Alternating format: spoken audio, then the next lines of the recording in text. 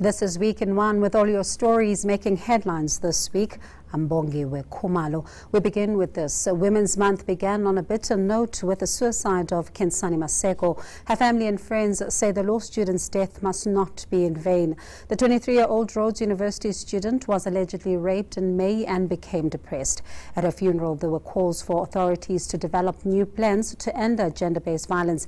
Kaya Khumalo has more. I don't know how I'm going to carry on without you, but I trust God will make a way.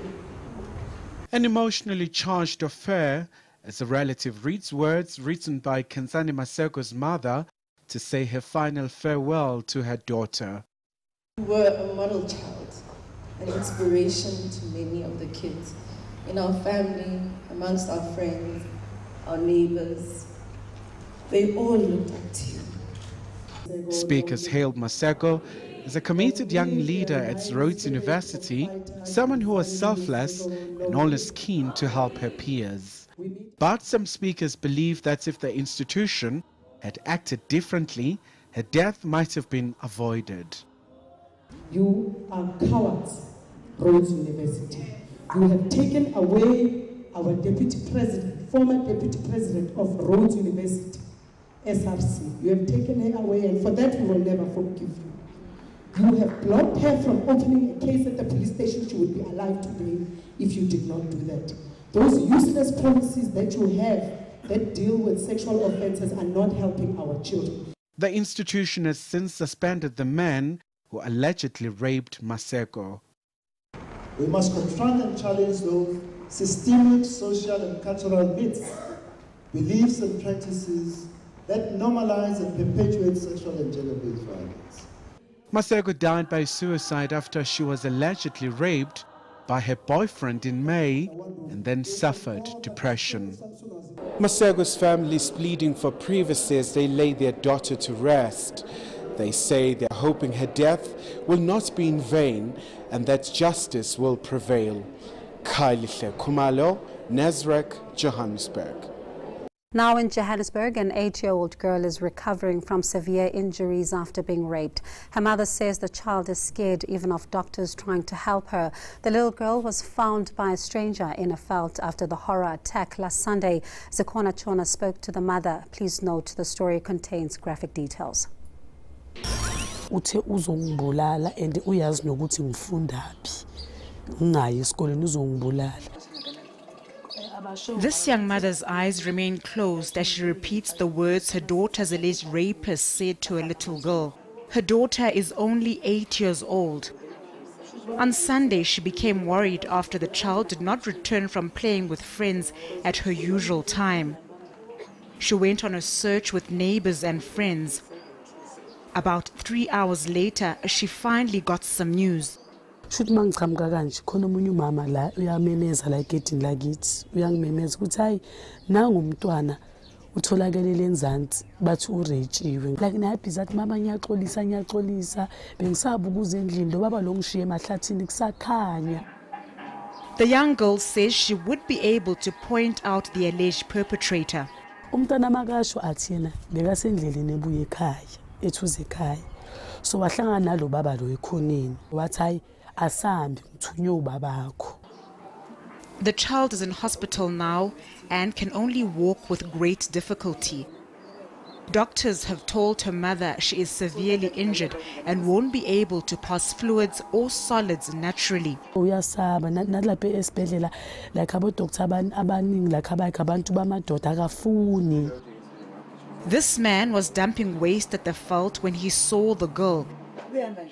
He demonstrates how she walked towards him.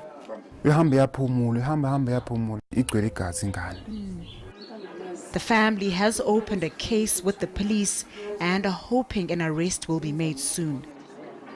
Zakona Chona, Johannesburg.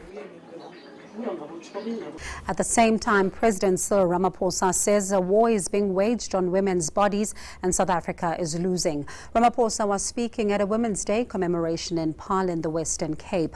At the event, a group of protesters confronted the president, demanding an end to farm evictions. Patricia de Lille has more. Women taking a stand to highlight the need for an urgent moratorium on farm evictions. President Cyril Ramaphosa responds by saying women must be key beneficiaries of land reform. Let us ensure that there is equitable access for women to the land in both the rural and urban areas.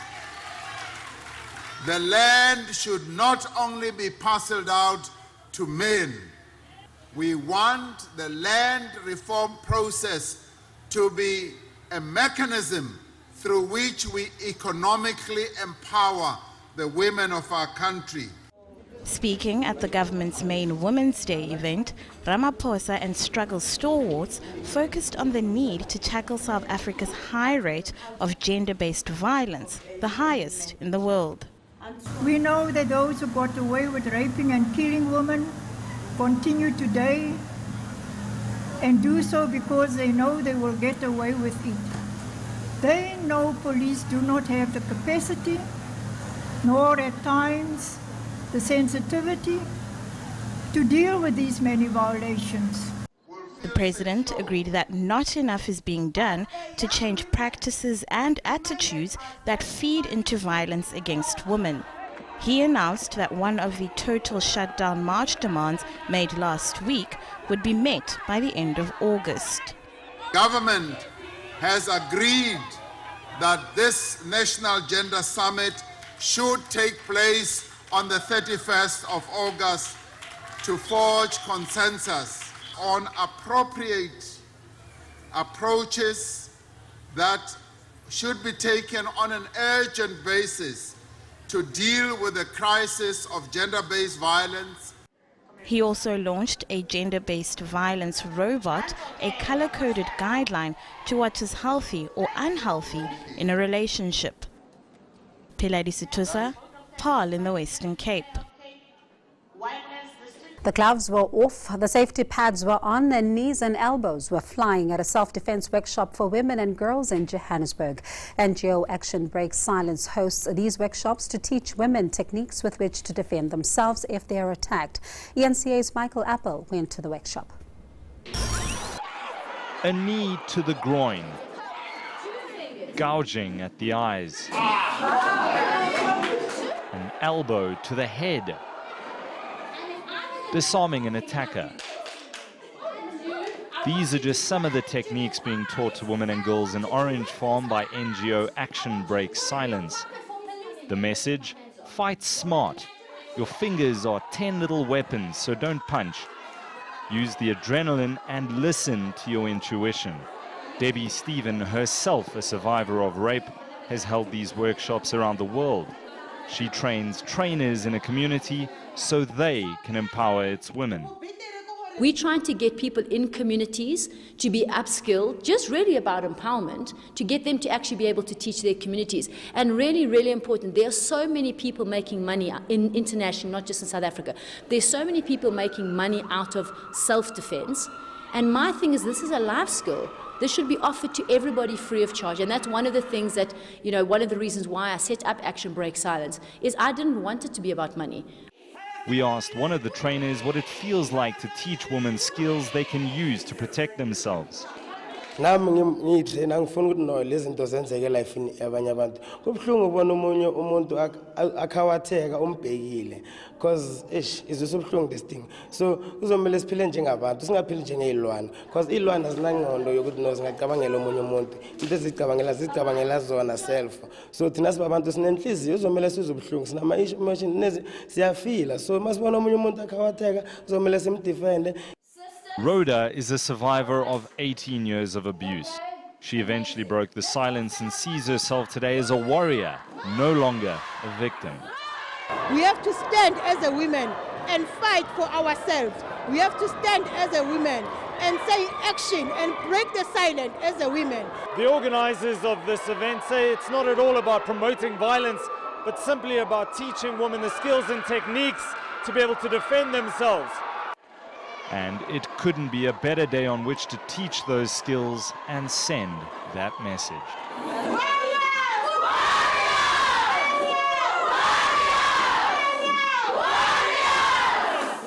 Michael Apple in Orange Farm, in Johannesburg. When we return, Patricia de Lille ends an ugly political drama. More on this story when we return.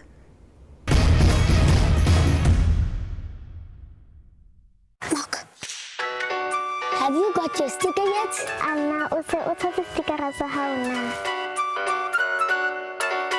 Help God, ikaw, sticker yet.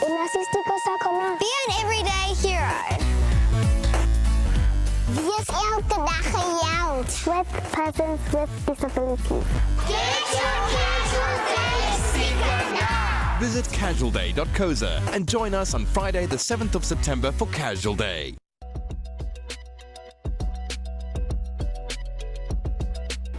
I've met many South Africans in my life, people who've made great influences in our country's change. I'm still looking for a few more.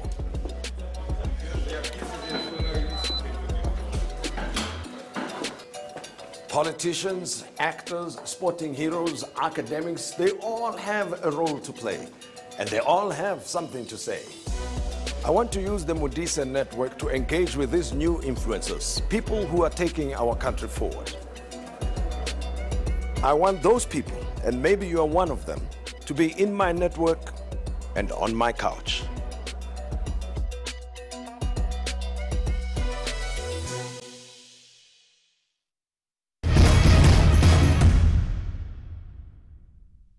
Welcome back. AMCU President Joseph Mathunjwa says his union won't hesitate to call a strike over Impala Platinum's plan to cut 13,000 jobs. The Labour Union and Implats are starting talks aimed at staving off as many retrenchments as possible. ENCA's Michael Apple has the story. If Impala will come there with their technical approach, with their diplomacy of capitalism, we will deal with it. Gloves will be off. Joseph Mathunjwa has come out swinging. To abuse the labor relations. The Association of Mine Workers and Construction Union president says he's not buying Impala's argument that low platinum prices and growing overheads are to blame. He calls these recycled and manufactured theories. He accuses the mining giant of taking without giving anything back. They mine these minerals and leave destitute families around the area. So it's time for them to be accountable. If they are not being taught, we'll teach them. Mathunjwa says the threat of industrial action against Implats won't only be aimed at its Rustenburg operation. So if Impala is owning some mines somewhere in Limpopo, we'll apply for the secondary strike to make it sure that there is no ounce of platinum that goes out from the ground. And surely, you know, we are capable of doing that. Retrenchment consultations between Impala and the union will get underway soon. But will AMCU accept any number of job cuts? Your question is like coming to your house. You said, you've got 5 kids, I just want to slaughter one. Can I kill one? Whom would you prefer to sacrifice? None, eh? Pressed for an answer on what the union would deem as a reasonable retrenchment number, Mathunjwa wouldn't answer except to say that the union will never accept the 13,000 job cuts as announced by Impala. Michael Apple, Johannesburg. A drought is looming in the Eastern Cape. Dam levels in the Kocha municipality are now less than 7% full. The citrus industry is in crisis and could even collapse. As a desperate measure, daily water cuts have been implemented in some of the towns. Sandy McCowan reports. Day zero is less than 3 months away for this largely citrus farming community. The Kocha Dam is at a record low of 6.7%. The municipality is scrambling to conserve what's left by implementing stringent water cuts. Residents are restricted to 40 litres a day, and water is only available between 4:30 and 8 a.m. and 4 to 8 p.m. in the evening. Wednesdays and Saturdays will be considered washing days, with water available for a little longer. We're having a serious crisis here. People are going to not only run out of water, but if the farmers don't irrigate, we won't have a harvest next year, so there will be unemployment as well. This citrus farmer has had to chop down a large number of his trees, and there's not enough water to irrigate the entire orchard. He estimates he's going to lose about 60% of his normal harvest because of this drought. Our water has been cut by 80%. So what does that mean? It means that you only have 20% of the normal allocation that you normally have yearly. For many farmers here, borehole water is not an option. The boreholes are very salty, so that water is not it's not conducive for citrus farming. It salts up the land, and it creates problems later on. Residents like Olivia Dadar are frustrated by the water cuts. She has to walk for up to 20 minutes to get to the closest municipal water tank. 66,000 residents are heavily reliant on the farming industry for jobs. It's estimated that around 55,000 people will be laid off if the taps run dry. We can't do washing. Second one, we can't drain the toilets, so we must only use the toilet to go and pee. Can't do the second one because there is no water, so how will you drain the toilet? All development projects have been put on hold, with funds diverted to water-related projects, including drilling boreholes. But the municipality says the money is not enough and is looking to the national government for help. Sandy McCowan, Patensi. A fresh start for Cape Town Mayor Patricia de Lille. She's resigned from office and will step down at the end of October. The Democratic Alliance had accused her of maladministration and bringing the party into disrepute. ENC's Artie Nasi has the story. After months of a very ugly political tit-for-tat battle, Patricia de Lille and Musi Maimane would have you believe it's all rather peachy in the DA. Are you done, leader? Yep. I respect the caliber of politician she is. But South Africans won't forget a few months back that the DA gave her the boot, actually revoking her membership in a move to get rid of her as Cape Town mayor. She challenged that decision in court and won. But both sides are now changing tunes, well, to some extent. Mayor Patricia de Lille has agreed to resign as mayor of Cape Town, effective from the 31st of October in 2018. What we will do as a party is ensure that we begin the process of electing a new mayor with immediate effect. This decision comes with the DA dropping its internal fight with de Lille. The DA has made a decision to withdraw all internal disciplinary charges against Patricia de Lille.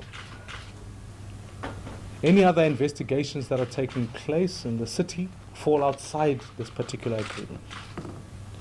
And I want to highlight the fact that we pride ourselves as a party of clean government. De Lille has always talked about clearing her name at the disciplinary hearings, but that's no longer happening, and she now believes that's good enough. My fight has about getting a fair process, bringing the evidence, have it tested, and now that the charges has been drawn, I've been able to clear my name. And I feel vindicated, and I feel happy, I feel relieved. But the pleasantries of this announcement didn't last long.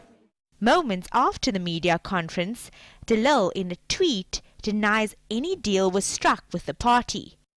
She's calling it a political solution and says she could no longer take the consistent abuse. Before leaving office on the 31st of October, the outgoing mayor says she'll dedicate her remaining time to tackling issues like land invasions in the city. Artie Nasi, Cape Town. When we return, the country is rocked by the death of a popular rapper. Stay with us.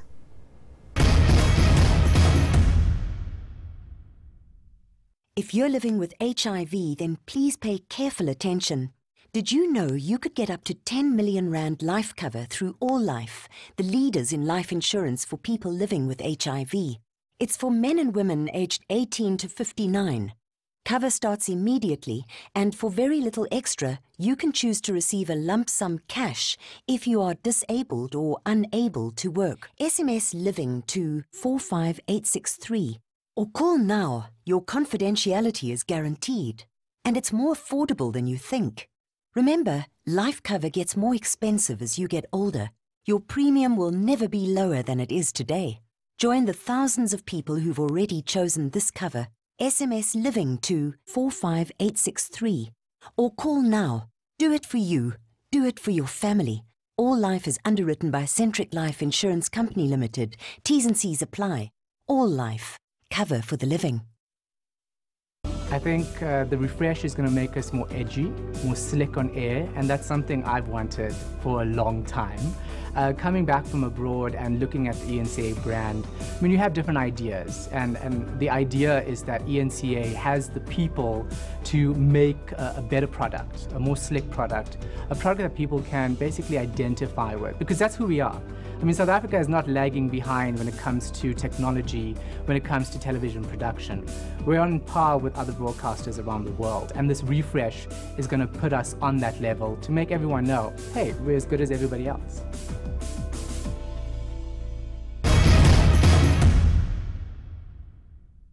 You're watching Week in One. Tributes continue to pour in for award-winning rapper Linda Mkhize. The 37-year-old hip-hop artist died on Wednesday night after suffering a severe seizure.